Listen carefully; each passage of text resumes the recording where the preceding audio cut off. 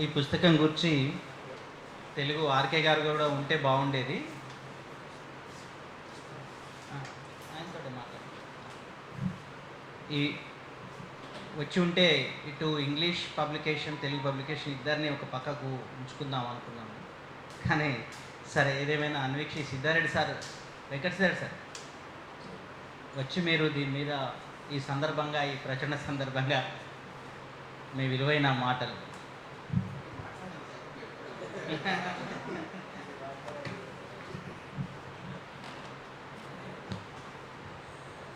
అందరికీ నమస్కారం. మేము అన్వీక్షకి పబ్లిషర్స్ అంటే ఇక్కడ ఉన్న వాళ్ళకి అందరికీ తెలిసే అవకాశం ఉంటుంది అనుకుంటున్నాను. మేము ఈ మధ్యనే 6వ వార్షికోత్సవం జరుపుకున్నాము.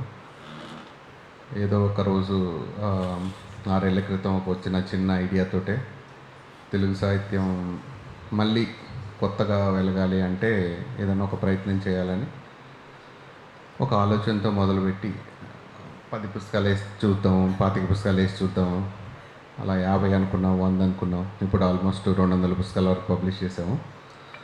సో ఓవరాల్గా ఆ రోజు మేము అనుకున్న ఏదైతే ఉందో అది డెఫినెట్గా ఒక అచీవ్ చేసామనే ఆనందంతోనే ఉన్నాము.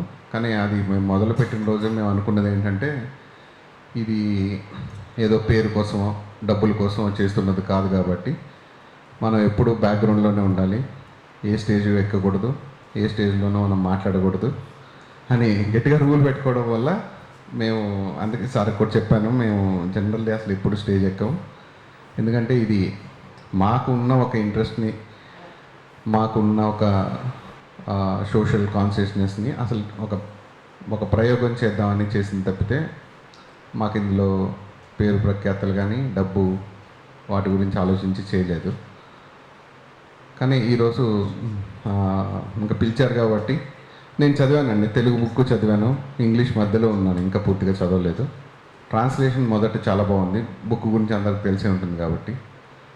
ప్లస్ నేను సినిమా రంగం నుంచి వచ్చాను కాబట్టి చాలామంది చాలా రోజుల నుంచి సింగరేణి అనే ఒక బ్యాక్గ్రౌండ్లో కథ రాయాలి అని చాలామంది ట్రై చేశారు కొన్ని కానీ ఇప్పుడు దసరా అనే సినిమా వచ్చింది. ఆ సినిమాలో సింగరేణి ఒక బొగ్గు గనుల నేపథ్యం ఉంది, కానీ అందులో కథలో ఎక్కడ దాని గురించి చెప్పలేదు.